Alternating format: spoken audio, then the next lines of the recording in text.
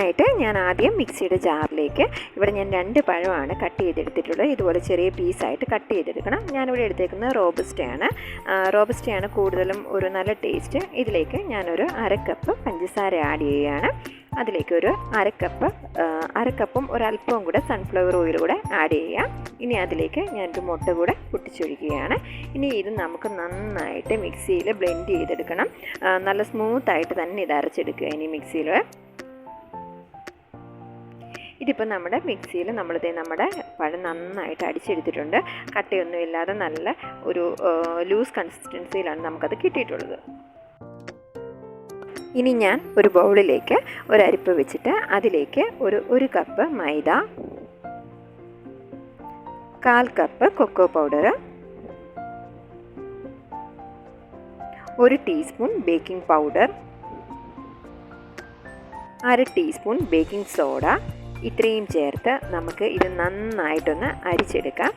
നമ്മൾ കേക്ക് ആയി വരുന്ന സമയത്ത് കേക്ക് നന്നായിട്ട് പൊങ്ങി വരാനും പിന്നെ ഇതിലെ കട്ടകളൊക്കെ ഒന്ന് നന്നായിട്ട് പോകാനും നമ്മൾ ചേർത്ത എല്ലാ പൊടികളും നന്നായിട്ട് ഈവനായിട്ട് മിക്സ് ആകാൻ വേണ്ടിയാണ് നമ്മളിങ്ങനെ അരിച്ചെടുക്കുന്നത്. ഇപ്പം നമ്മളെല്ലാം അരിച്ചെടുത്തിട്ടുണ്ട്. ഇതിനി നമുക്ക് നന്നായിട്ടൊന്ന് ഇളക്കി യോജിപ്പിച്ചെടുക്കാം.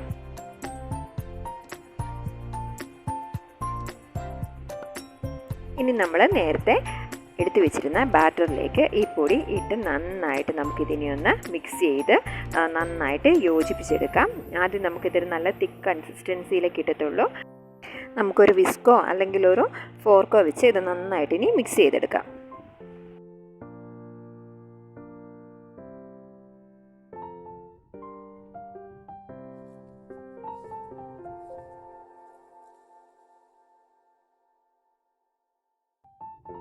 ഇപ്പോൾ ഇതെല്ലാം കൂടെ നന്നായിട്ട് മിക്സ് ആയിട്ടുണ്ട്. ഇനി ഇതിലേക്ക് നമുക്ക് ഒരു 1/2 കപ്പ് അളവിലാണ് ഞാൻ പാലെടുത്തിരിക്കുന്നത്. അത് കുറേശ്ശെ വീതം ഒഴിച്ചു കൊടുത്തേച്ചാൽ മതി. നമുക്ക് ആദ്യം ഒരു കുറച്ച് ഒഴിച്ചു കൊടുത്ത് ഇത് നന്നായിട്ടൊന്ന് മിക്സ് ചെയ്തെടുത്തിട്ട് നമുക്ക് അതിൻ്റെ കൺസിസ്റ്റൻസി ഒരുപാട് തിക്കാണെങ്കിൽ വീണ്ടും കുറേശ്ശെ പാലും കൂടി ഒഴിച്ചു കൊടുത്ത് അത് നമുക്കൊരു ഒരുപാട് തിക്കുമല്ല ലൂസുമല്ലാത്ത ഒരു കൺസിസ്റ്റൻസിയിലാണ് നമുക്ക് വേണ്ടത്. ഇപ്പോൾ ഇതിലേക്കൊരു കുറച്ച് പാലും കൂടി ഞാൻ ഒഴിച്ചു കൊടുക്കുകയാണ്. എന്നിട്ടിത് ഒന്നും കൂടെ നന്നായിട്ട് ഇളക്കി യോജിപ്പിച്ചെടുക്കുക.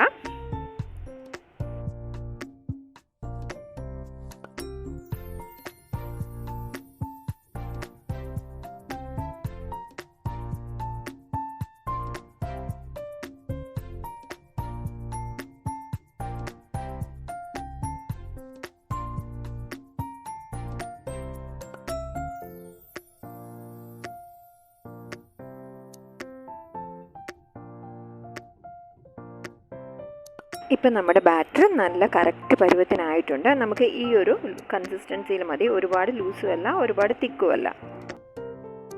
ഞാനിവിടെ കേക്ക് കുക്കറിലാണ് പ്രിപ്പയർ ചെയ്യുന്നത്. നിങ്ങൾക്ക് ഓവനിൽ വേണമെങ്കിലും പ്രിപ്പയർ ചെയ്യാവുന്നതേ ഉള്ളൂ. ഞാനിവിടെ ഒരു 1 ലിറ്ററിൻ്റെ കുക്കറാണ് എടുത്തിട്ടുള്ളത്. അതിനകത്തേക്ക് നമുക്ക് ആദ്യം കുറച്ച് ഓയിൽ സ്പ്രെഡ് ചെയ്ത് കൊടുത്തതിന് ശേഷം ഒരു ബട്ടർ പേപ്പർ വെച്ച് കൊടുത്തിട്ട് അതിന് മുകളിലും ഓയിൽ നന്നായിട്ട് സ്പ്രെഡ് ചെയ്ത് കൊടുക്കാം. ഇനി നമുക്ക് പ്രിപ്പയർ ചെയ്ത് വെച്ചിരിക്കുന്ന കേക്കിൻ്റെ ബാറ്റർ ഇതിലേക്ക് ഒഴിച്ചു കൊടുക്കാം.